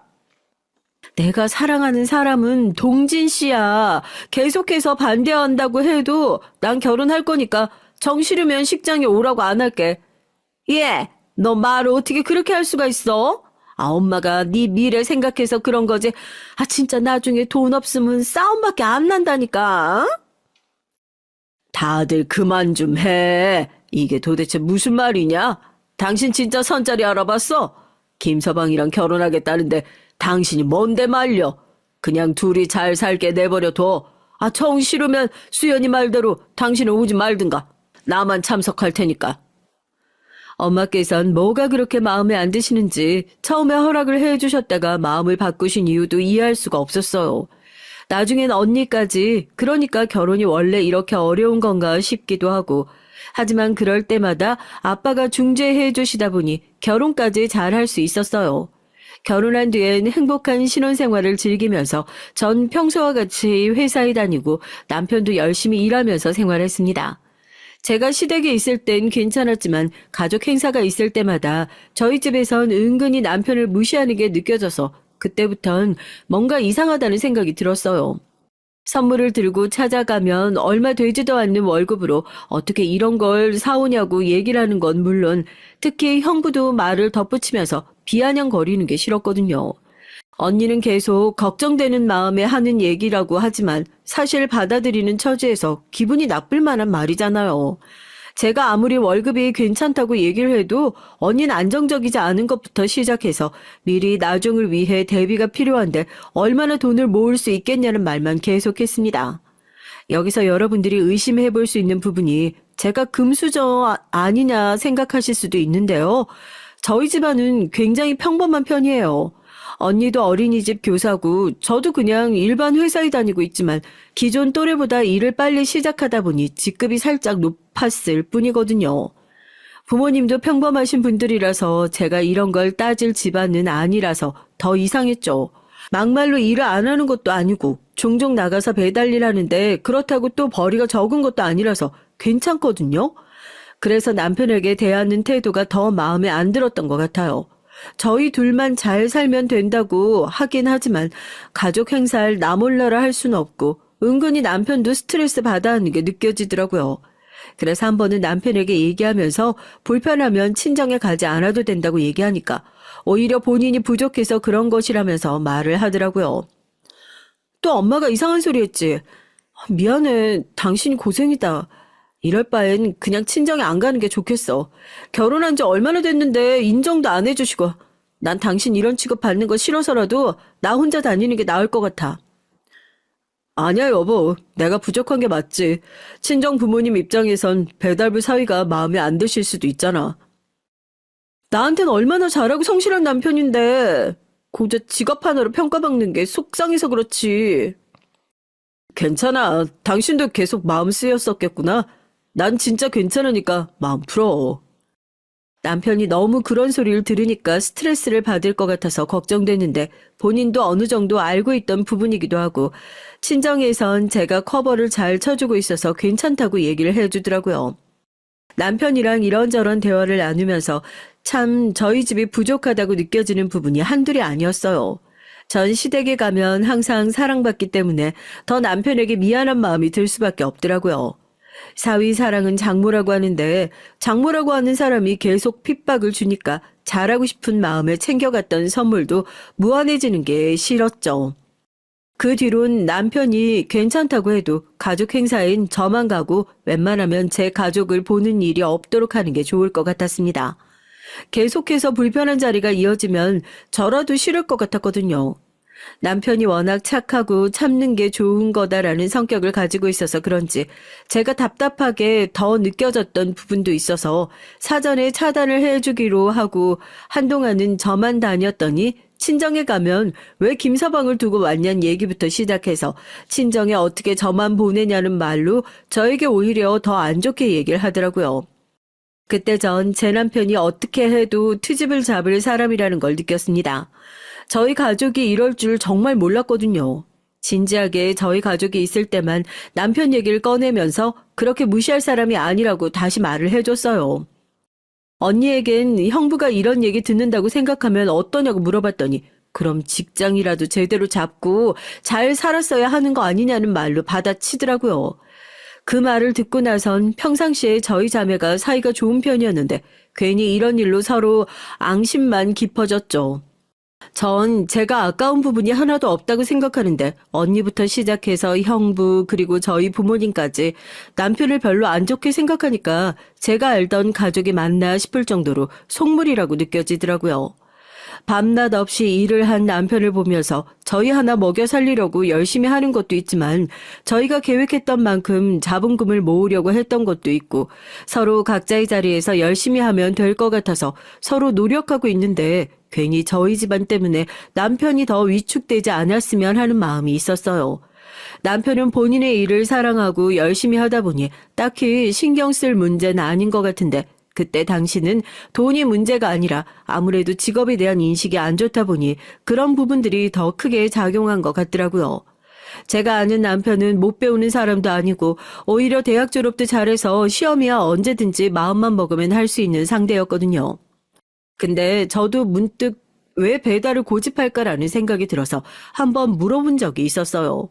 남편에게 물어봤을 때 들려오는 대답은 제가 생각했던 것과는 조금 차이가 있더라고요. 처음엔 알바로 간단하게 시작했는데 할수록 좋은 점이 많고 시간도 자유로워서 전화 언제든 통화하고 싶을 때마다 할 수 있다는 점이 좋다고 얘기를 해줬습니다. 그리고 이 일을 오래 해온 만큼 어떻게 해야 하는지 알다 보니까 요령이 생겨서 그 요령대로만 하면 된다는 게 좋았대요. 본인도 처음엔 직업에 대해서 크게 신경 쓰지 않았는데 주변에서 다들 대학까지 나와서 배달을 하고 있는 걸 이해하지 않았다고 합니다. 벌이도 본인이 알고 있는 수준보다 높아서 딱히 신경 쓰고 있지는 않았는데 오히려 주변 친구들이 더 난리였다고 해요. 저 같아도 멀쩡하게 대학 나와서 머리도 괜찮은 친구가 갑자기 배달을 한다고 하면 이해를 하지 못했을 수도 있을 것 같은데요. 하지만 본인도 일을 함에 있어서 본인이 흥미를 느껴야 하고 그만큼 보람이 있어야 한다고 생각하는 사람이기 때문에 그 말에 공감을 할 수 있었어요. 직업이 중요한 부분이 있긴 하지만 제가 봤을 때 이 사람이 성품이라든지 부부로서의 생활을 두고 봤을 때 문제가 되는 부분이 없었기 때문에 잘 살고 있었어요. 오히려 주변에서 하는 말을 들을 때 흔들렸으면 제가 이 사람을 선택하지 않았겠지만 이 사람에 대한 확신이 있어서 결혼까지 하게 됐던 것이거든요. 실제로 만나보니까 다정하고 가정적인 사람이라 그런지 잘 도와주기도 하고 시부모님께선 주기적으로 저희가 여행 갈 수 있게 지원까지 해주셨습니다. 반면 저희 부모님은 매달 용돈을 달라고 하는 것은 물론 금전적으로 필요한 일이 있으면 저희에게 연락을 하시더라고요. 한두 번이야 도와드릴 수도 있지만 저도 가정 있는 사람으로서 계속 금전적으로 도움을 드리기가 어려웠는데요. 그럴 때마다 남편 직업이 변변치 않아 용돈도 넉넉하게 못 주는 거라고 얘기를 하시는 걸 보고 안 해드리는 게 맞다는 생각이 들었던 것 같아요. 근데 갈수록 금액대도 높아지고 엄마인데 이 정도도 못 해주냐며 얘기를 들을 때마다 괴로웠습니다. 그래도 결혼 생활을 잘 이어가고 있었는데 어머님 댁에 가서 제가 모르고 있던 사실을 안 뒤론 남편이 왜 그렇게 살았는지 바로 이해를 할 수 있었어요. 결혼 3년 차가 되던 날 아버님 생신이랑 같이 식사를 하던 때였는데요. 오랜만에 저녁 같이 먹으니까 좋네요. 그이가 바쁘지 않으면 자주 올 텐데 서로 일을 하다 보니 시간 내기가 어려워요. 괜찮아. 오늘 아버지 위해 식사도 준비해주고 항상 느끼는 거지만 수연이가 올바르게 잘 자란 것 같아서 사부인에게 감사하고 있단다. 좋게 봐주시니 감사해요. 요즘에 남편이 새벽에 일 나가는 건 알고 계시죠? 아침이라 피곤할 텐데 매일 일찍 일어나서 나가는 모습 보니까 뭐라도 해줘야겠더라고요. 아유, 안 해도 된다니까 걔는 참 어련히 알아서 굴러 들어오는 돈들이 있을 텐데. 돈이요? 어디서요? 아니, 동진이한테 얘기 못 들었니? 지금 건물 있는 것 중에서 명의 변경 들어갈 텐데. 건물도 있으면서 뭘 그렇게 힘들게 사는지 원. 건물 얘긴 들은 게 없어서요. 결혼하기 전에도 서로 오픈했을 때 별다른 말이 없었거든요. 아마도 정해진 바가 정확하지 않으니 말 안 했을 거다. 아버지가 건물 보고 접근하는 사람들 워낙 많이 봐서. 동진이에게도 아마 그렇게 말을 했을 텐데 결혼 후엔 얘기했을 줄 알았는데 아니었구나. 네, 전 들은 얘기가 없었는데 뭐 건물이 있든 없든 전 동진 씨를 사랑하는 거니까요. 사실 없다고 해도 상관없고요. 그럼 다행이구나. 어디서 이런 참한 며느리를 얻었는지. 처음 듣는 얘기였지만 별로 저에게 타격이 있는 얘기는 아니었어요. 정확하게 들은 것도 아니고 당사자가 아닌 어머니께 들은 말이라서 제가 직접 물어보기 전에 남편이 얘기를 하지 않은 데는 이유가 있을 거라고 생각을 했거든요. 그래서 어머니께 얘기를 듣고 나서도 딱히 물어보지 않았어요. 그리고 시간이 흘러 저도 까먹고 있을 때쯤 남편이 먼저 얘기를 해주더라고요. 건물에 대한 얘기를 듣고 나니까 제가 정말 남편을 잘 골랐구나 하는 생각이 들었습니다. 어머니한테 얘기 전에 들었었지? 건물에 대한 얘기 말이야. 궁금했을 텐데 왜 안 물어봤어? 그냥 때가 되면 얘기하겠다 싶었지 뭐. 그리고 그게 내 것도 아니고 당신 건데 내가 왜 그걸 더 궁금해하겠어.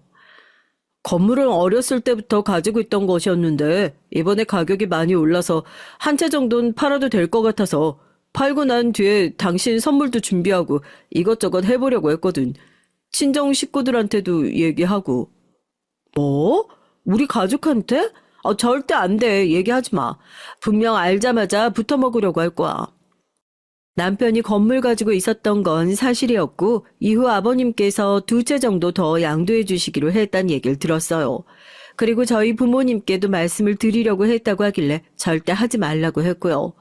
남편은 제 말에 알겠다고 얘기를 했고 전 궁금해해서 왜 그럼 그동안 배달 일을 해왔냐고 물어봤어요. 그건 본인이 받을 건물이라고 해도 아직 아버님 명의로 되어 있어서 본인이 할 도리는 해야 한다는 생각에 그동안 손을 벌리지 않고 살고 있었던 것이더라고요. 남편이 건물에 대한 얘기를 하고도 저희는 평소와 같은 시간을 보내면서 지냈어요. 건물을 한 채 팔았어도 여유가 생기긴 했지만 저희는 약간의 돈만 남겨두고 미래를 위해 통장에 다시 묶어둔 상태였죠. 남편의 얘기를 듣고 놀란 부분도 있었지만 한 가지 화가 났던 건 이런 사람을 무시했던 친정 식구들 때문이었어요. 그동안 잘 참고 넘어왔지만 저희 집보다 더 잘난 사람을 깔보는 게 싫어서 이번 가족 모임 때 완전 뒤엎어버렸습니다. 남편은 부모님께서도 아시고 나중에 도움이 필요하시면 편하게 말씀하실 수 있으니 말하자고 했었는데 제가 반대를 했었잖아요. 알게 되면 더 돈을 달라고 할 게 뻔했기 때문에 그런 것이었는데 이번에 터뜨리면서 다시는 안 볼 생각으로 일을 벌이고 왔습니다. 그땐 언니 가족들과 함께 시간을 보내기 위해 약속을 잡았는데 1시간 이후에야 모습을 보이더라고요. 남편에 대한 예의가 없을 뿐더러 오자마자 저희에게 하는 말이 충격적이었어요. 아유, 미안. 일이 너무 바빠서 말이야. 아유, 너무 아까우면 김서방이 버는 시간만큼 내가 쳐줄게. 아니다. 한 2배 정도는 줄 수 있겠는걸? 형부, 지금 늦어놓고선 무슨 소리 하시는 거예요? 사과가 먼저 아닌가요? 아우, 늦을 수도 있지. 시급에 2배 쳐준다잖니. 아유, 뭐 이런 기회가 어딨겠어? 일 안 하고 돈 받는 건데. 진짜 못 들어주겠네. 여보, 일어나. 그냥 가자. 에이, 장난 좀 친 거 가지고 처제가 너무 예민한 거 아니야? 아니, 솔직히 배달도 안 하고 2시간 시급 버는 건데 이득 아니냐고. 그깟 돈 없어도 살 수 있고 이제 앞으로 보자는 일 없을 테니까 그렇게 알아. 남자 새끼가 능력도 없이 배달하는 것을 탓해야지. 우리가 틀린 말을 했어. 네가 장가 올 때 집을 해왔냐 아니면 뭘 해왔냐? 능력도 없으면서 무슨 우리 집안의 사위라고 들어와. 형부의 말을 끝으로 참을 수 없었던 전 그대로 뺨을 올리며 한마디를 남길 수밖에 없었는데요. 도저히 듣기가 힘들더라고요. 뭐? 네가 할 말은 아니지. 이 사람 물려받을 자산만 해도 건물 3채는 되는 사람이야. 얼마 전엔 한 채 팔아서 현금까지 두둑해졌는데 이 정도면 말 다 했지? 능력 없는 건 너야. 뭐? 건물 3채? 거짓말 치지 마. 말론 누가 못해. 아이씨, 그렇다고 뺨을 날려 이게. 그만하시죠. 저희 이만 가보겠습니다. 그쪽 말대로 제가 능력이 없어서 죄송합니다만 직업이 없을 뿐이지 평생 먹고 살 돈은 있습니다. 걱정 마시죠. 저를 내려치는 형부의 팔을 잡고선 남편도 지쳤다는 듯이 얘기를 하고 그대로 밖을 나와버렸어요. 시원하게 말을 해서 편하긴 했지만 문제는 그 뒤였는데요. 건물에 있다는 얘기를 듣자마자 언니는 저에게 그걸 어떻게 말을 안 할 수 있냐면서 제 지분은 어느 정도인지 물어보더라고요. 저를 걱정하는 말이 아니라 언니와 형부는 번갈아 가면서 그게 사실이냐부터 시작해서 부모님의 귀에까지 들어가며 저희를 호출하셨습니다. 부르셔서 오긴 했지만 건물에 대한 얘기를 하면 더 이상 할 거 없어요. 제 것도 아니고 남편 건데 왜 그렇게 탐을 내세요? 아, 그게 왜 네 지분이 없니? 아, 넌 결혼할 때 들고 갔던 돈이나 뭐 생활하면서 김서방한테 줬던 게 있을 게 아니야. 김서방 자네가 말해보게. 왜 얘기를 안 했나? 혼자 그 건물 다 독차지할 생각이었던 거야? 아, 그런 건 아니고요. 아버지께 받기로 한 기간도 한참 남았었고 이제 한 채 받아서 처분한 것뿐입니다. 아직 제 것도 아니고요. 그래도 곧 김서방 것이 될 것인데 친정이 이렇게 어려운 거라면 판 건물에 돈이라도 좀 나눠주는 게 맞지 않냐 이 말이지. 엄마 그만 좀 해. 그동안 생활비 명목으로 들고 간 돈이 얼만데 그래. 그걸 내가 다 썼냐? 어? 네 형부가 사업해보겠다고 다 들고 간 돈이야. 아니 거기서 우리 그 얘기가 왜 나와? 엄마가 좋은 마음으로 도와주는 거라며. 그야말로 집안은 난장판이 됐고 아버지께선 면목이 없다며 사과를 하셨어요. 그동안 제가 드렸던 돈이 다 형부에게 들어갔다는 얘기를 듣고 나선 참을 수가 없었고 그대로 금전적인 지원은 끊었습니다. 아니나 다를까 달마다 월급날이 되면 돈이 안 들어온다면서 연락을 하시더라고요. 딱 자식의 도리를 할 정도로만 전해드렸고 이후에 도와달라는 연락은 일체 받지 않았어요. 그리고 남편도 이번에 마음을 단단히 먹었는지 저에게 친정과 교류가 없어도 된다며 너무 애쓰지 말라더군요. 저희 집안이 이렇게 물질적인 면으로만 저희에게 요구를 할 줄도 몰랐고 딱 아버지 한 분만 입장을 이해해 주셨어요. 그리고 이대로 당할 수 없겠다는 생각이 들어서 남편이 얼마 전부터 이런 얘기를 해주더라고요. 여보, 우리 아버지가 소유하고 계신 건물 중 하나가 형부가 운영하는 사업체가 있는 곳이야. 그래? 근데 그게 왜? 얼마 전까진 월세를 잘 냈다고 하는데 지금은 보증금을 다 까먹고 월세를 내지 않고 있다더라고. 그래서 이번엔 못 봐드릴 것 같아서 여보한테 미리 얘기해 주는 거야. 아무래도 형부잖아. 다음 달엔 내 명의가 될 텐데 월세라도 낮춰드려야 하나 해서. 여보, 아직도 그 사람들 그렇게 생각해주면 어떡해. 난 이미 내 형부는 없는 사람으로 생각한 지 오래야. 이번 기회에 코를 납작하게 눌러주자고. 전 그 얘기를 듣자마자 좋은 생각이 떠올랐고 월세를 낮추려고 생각했던 남편을 보니 짠하기도 했어요. 워낙 착한 사람이다 보니 그 일을 당하고도 봐주려고 했던 것 같더라고요. 시간이 흘러 그 건물이 남편 명의로 됐을 때 그대로 형부를 찾아갔어요. 저희를 보고 깜짝 놀랐던 형부는 여기를 왜 찾아왔냐는 듯이 묻더라고요. 이제 이 건물 동진 씨 명의로 된 건 알고 있죠? 건물주 바뀌었다고 연락 왔을 텐데. 뭐? 동명이인이 아니라 진짜 김서방이었단 말이야? 들어보니까 보증금도 많이 까드시고 월세도 내지 않으신다고 하던데 이달 안으로는 해결 부탁드릴게요. 그이가 워낙 착하다 보니 지금까지 봐드린 건데 건물주와 세입자 입장에서는 뭐 그런 배려 필요하지 않잖아요? 야, 네가 뭔데 이래라 저래라야. 네 남편이 건물주라면서 왜 네가 생색을 내?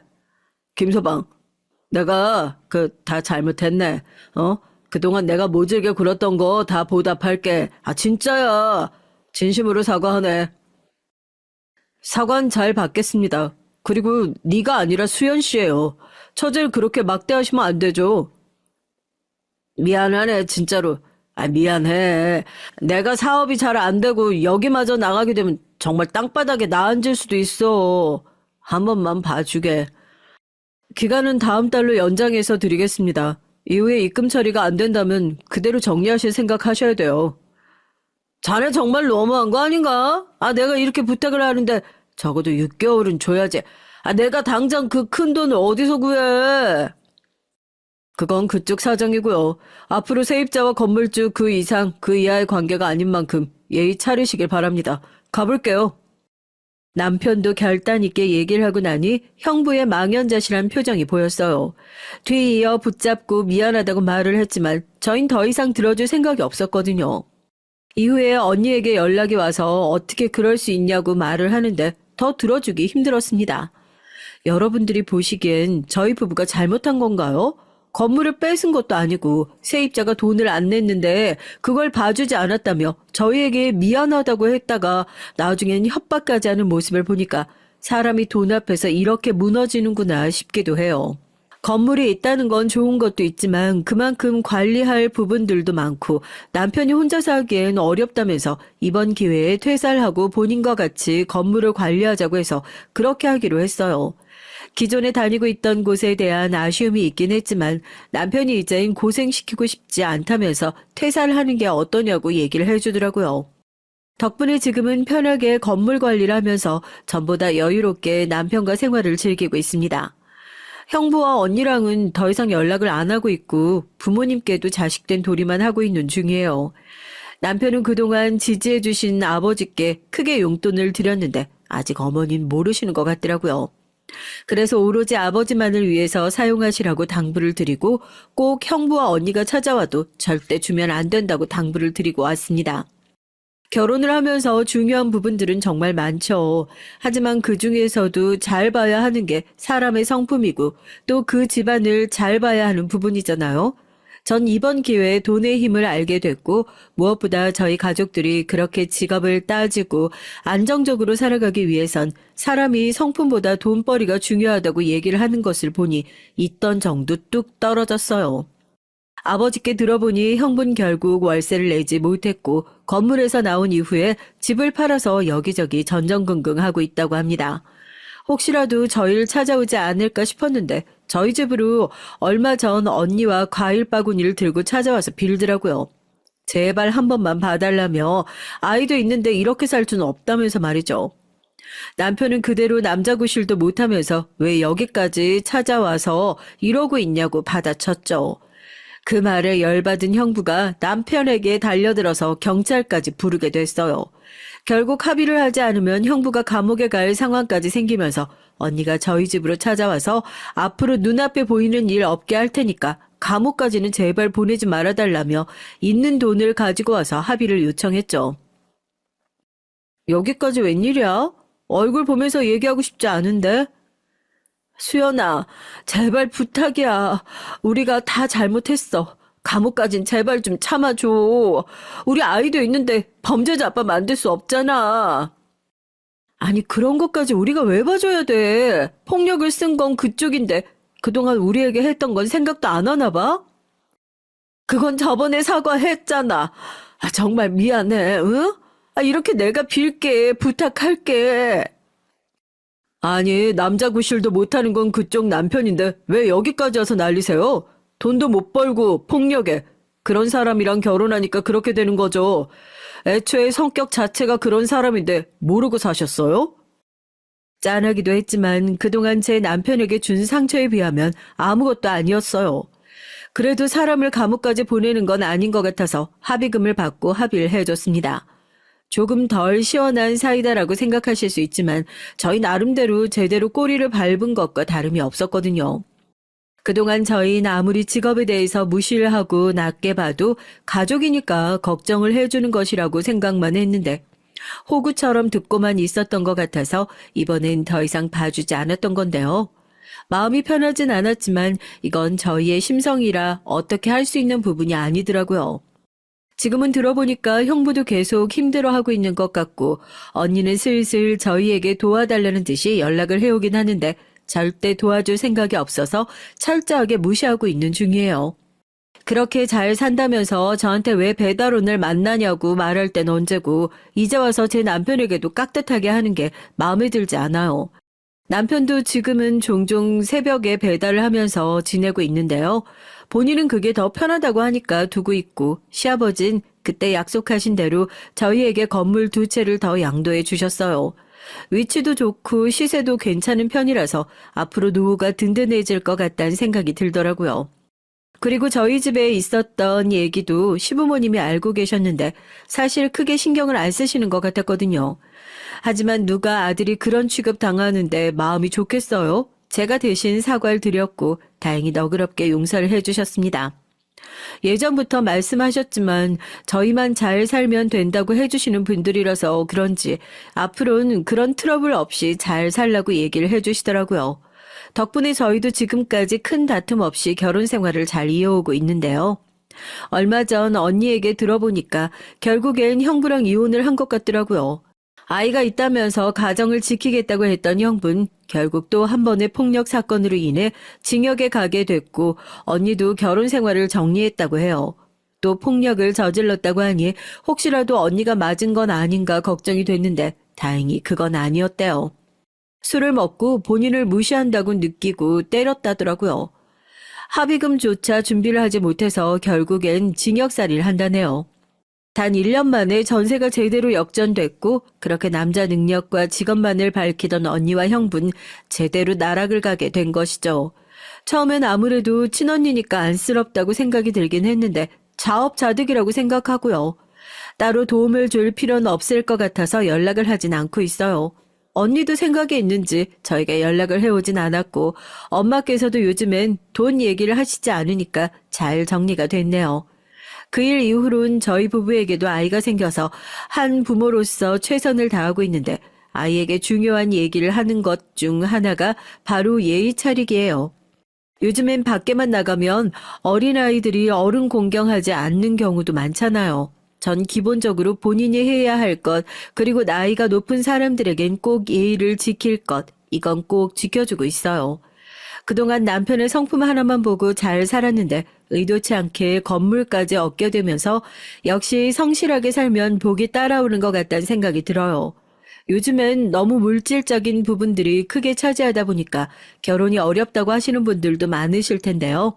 물론 금전적인 부분이 안 중요하다는 건 아니지만 그래도 사람이 살아온 환경 그리고 성격은 잘 보고 살아야 하는 것 같아요. 다들 저희 언니처럼 너무 외적인 부분 보여지는 것만 보고 선택하시지 마시고 충분한 대화를 통해서 올바른 배우자를 만나셨으면 좋겠습니다.